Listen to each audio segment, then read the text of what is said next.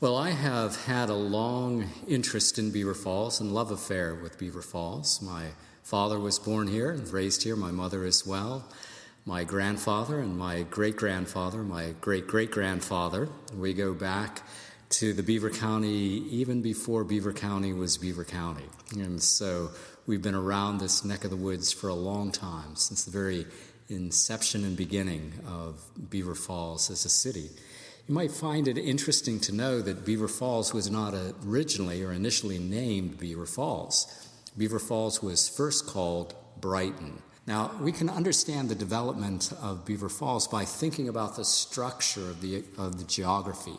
The first area of Beaver Falls that was inhabited was the lower end of town by what is called the Lower Falls. And it was inhabited there, first of all, by a number of homes, and it lasted as the initial development for 20 years or so, and then there was further development up the river itself. So the second level of development took place around what's called the Middle Falls, which is around 4th Street in Beaver Falls.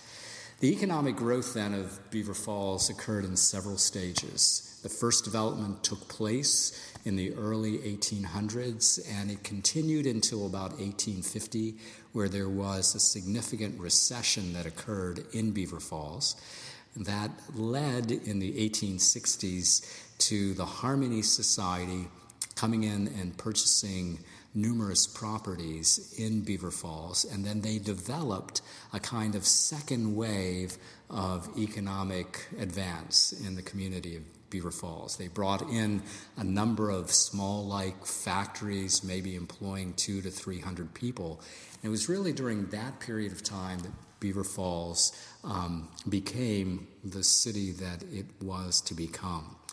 It's interesting, a lot of people associate Beaver Falls as a kind of historically large steel mill town, but Beaver Falls had already became famous prior to the establishment of the steel industry. And so at the end of the 19th century, Beaver Falls was known as the Little Pittsburgh because we had a rich, multifaceted cultural area downtown. We brought people in who were rather famous to Beaver Falls to give public lectures. Theaters and theatrical groups came to town at that particular time.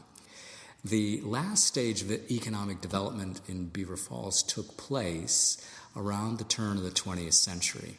With the Harmony Society and Geneva College now in place, companies, large companies like Armstrong Cork and Babcock and Wilcox and Luger Foods and Ingrich all believed that the population of Beaver Falls were morally upright and mature individuals, were virtuous individuals that had a strong cultural base.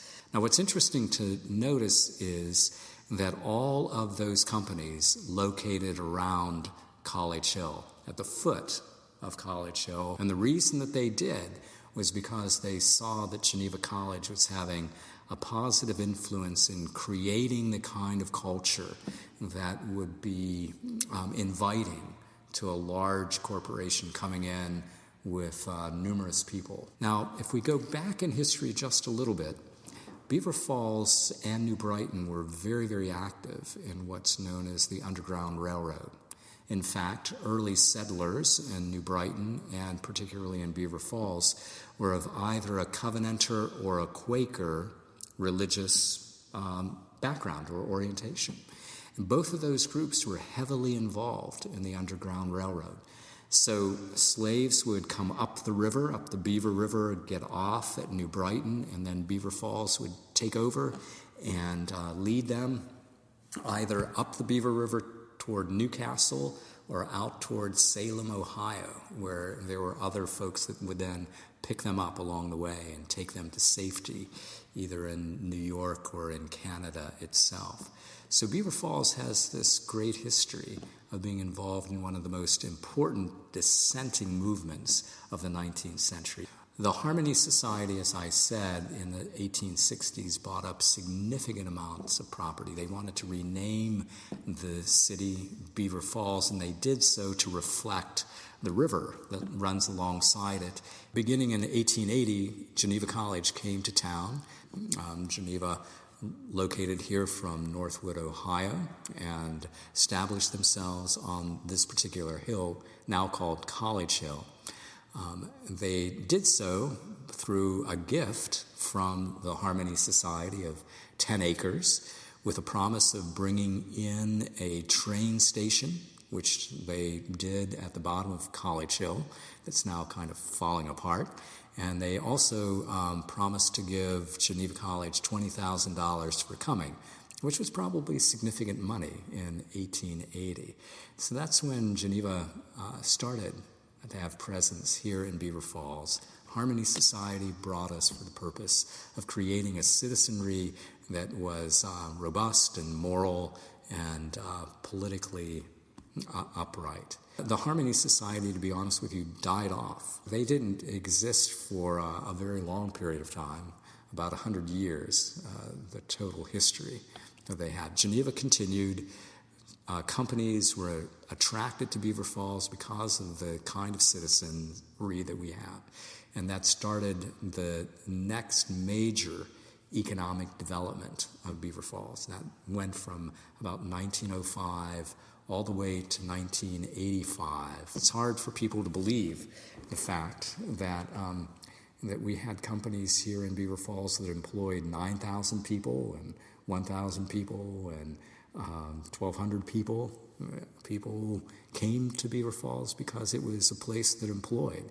African Americans came to Beaver Falls from the South because they could find jobs in steel-related activities here in the community. Some of the steel companies opened their arms and employed them, like J&L.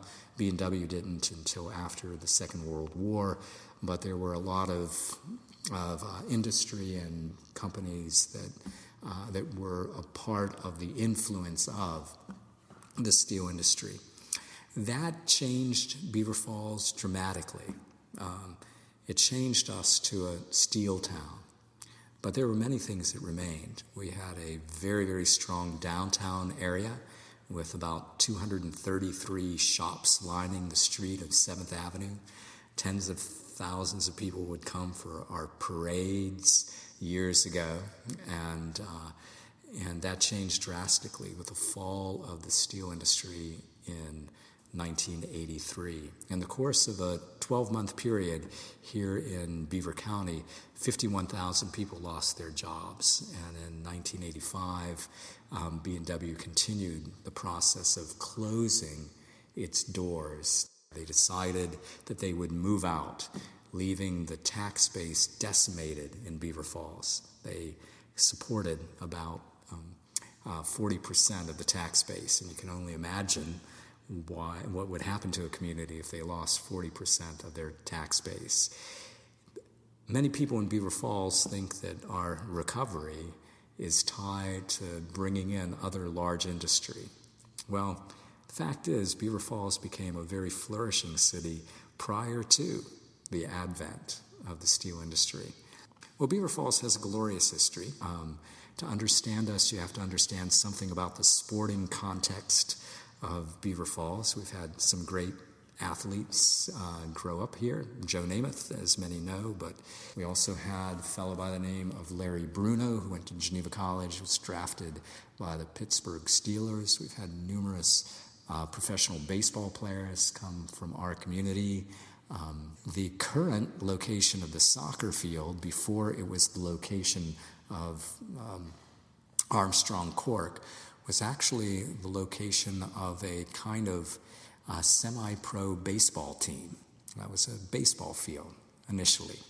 Well, the last 30 years of the history of Beaver Falls economically has been trying, has been dismal. Currently, we have a significant unemployment rate in Beaver Falls of about 12%. The median income of Beaver Falls is almost $20,000 lower than the median income in the state of Pennsylvania, which then suggests why it is we have trouble paving our roads and people owning houses. And the population in Beaver Falls is about 50% of what it was when I grew up here on College Hill in Beaver Falls. We've lost our local newspaper a number of years ago that told the tale continuously of what it meant to live in Beaver Falls. But it's still a beautiful place. It's kind of like, if you remember the Narnia series by C.S. Lewis, when the children go back to Narnia, they can't see it right away because it's hidden beneath the brush and the overgrowth that had taken place. But some of us can still see Narnia. Some of us can still see Narnia here, even in Beaver Falls. And I can take you to some of those places where there are springs and where there are waterfalls, where there are beautiful parks and multi-layered gardens, where there are caves that are hidden behind the hillside, ones that were enjoyed for generations and generations. We just have to develop the eyes to see it. And some of us know the journey enough to take you on it.